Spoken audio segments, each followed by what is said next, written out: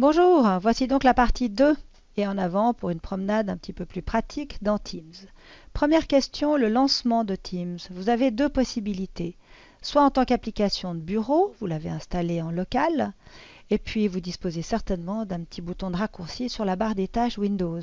Vous cliquez, vous lancez comme vous le feriez d'un Word ou d'un Excel. Vous avez une fenêtre très traditionnelle que vous pouvez attraper par la barre de titre, déplacer et poser où vous voulez sur le bureau Windows. Vous pouvez aussi passer par la plateforme 365. Je vais remettre au premier plan Chrome. Voici ma plateforme 365 et dans sa partie verticale, là où il y a la liste de toutes les applications que je peux lancer, il y a évidemment le bouton Teams qui me permet d'obtenir Teams dans un onglet de Chrome. La partie gauche de Teams affiche les différents composants, activités ou flux pour les notifications, les conversations, le calendrier, les appels, etc. Ceux-ci correspondent aux composants qui appartiennent à la casquette outils de visioconférence de Teams. Mais moi, c'est le composant équipe qui m'intéresse parce que c'est celui qui correspond à l'intégration dans SharePoint. Dans ce panneau juste à côté, vous avez la liste de vos équipes. Alors ici, nous trouvons Office Doc Teams. Vous avez aussi des équipes peut-être masquées parce que vous ne les utilisez pas fréquemment. Alors, général, expo, peinture, expo, photo, etc. Vous vous rappelez dans ma théorie, ça correspond à des canaux. Le canal général, c'est celui que vous obtenez dès que vous créez une équipe Teams et les autres sont des canaux additionnels. Chaque canal dispose de 3 onglets par défaut dans un cadre de collaboration. Vous avez d'abord l'onglet Publication, c'est celui qui va permettre l'échange de différents messages. Ici, pour les besoins de la vidéo, j'ai écrit un petit quelque chose. Et puis les participants à l'équipe ou bien à la réunion pourront répondre ou démarrer un nouveau fil de conversation. L'onglet Fichier, eh bien, c'est la partie vraiment super SharePoint puisque nous atterrissons dans la bibliothèque documents du site d'équipe correspondant et puis je peux créer des dossiers, charger des fichiers, etc. L'onglet Wiki, lui, va me permettre d'afficher une petite feuille de notes. Alors, pas de lien avec OneNote, bien qu'il y ait le mot page ou section. Simplement, ça permet de mettre peut-être quelques éléments sur le sujet ou les choses que l'on veut voir ensemble dans une réunion ou bien un petit récapitulatif à la fin d'une réunion.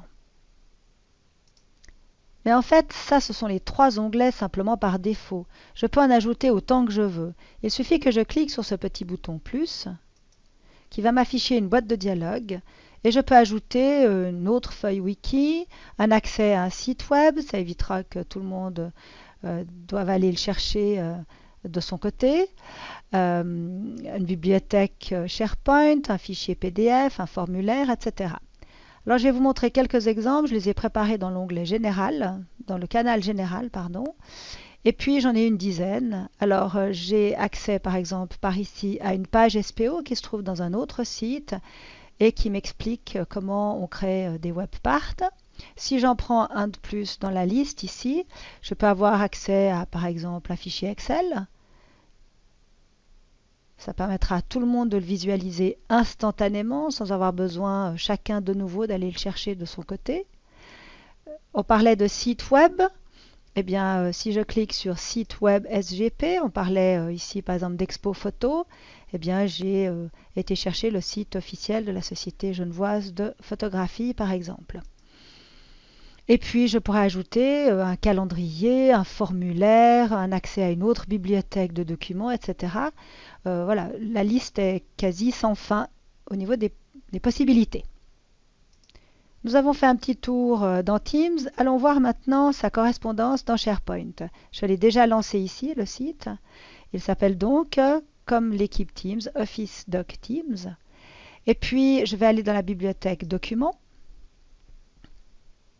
Et je vais retrouver mes canaux sous la forme de dossiers.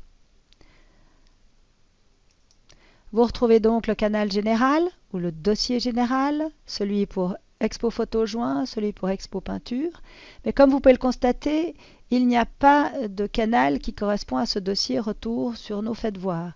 Cela veut dire que ce dossier a été créé dans l'espace SharePoint et il n'a aucune vocation à être intégré dans Teams. Si en fait c'était une erreur et que vous vous dites oh, ben, j'aurais dû l'intégrer dans Teams, alors malheureusement c'est pas très user-friendly, il n'y a pas d'option ou de paramètres magiques où on fait clic et puis hop il passe dans Teams. Ça veut dire que vous devrez créer un canal correspondant dans Teams et puis faire un échange de fichiers pour que l'un et l'autre finissent par être en correspondance et puis aller supprimer à la fin celui-là. Donc c'est pas terrible, mais voilà, pour l'instant, c'est comme ça. Moralité, selon ce que l'on fait, on fait attention dans quelle partie on a mis les pieds. Voilà, il y aura encore de nombreuses explications à donner pour Teams parce que c'est un programme très riche et puissant, mais ceci se fera plutôt dans le cadre d'une formation et non d'une simple introduction comme cette vidéo. Je vous remercie de m'avoir suivi et accompagné jusqu'ici et je vous dis peut-être à bientôt.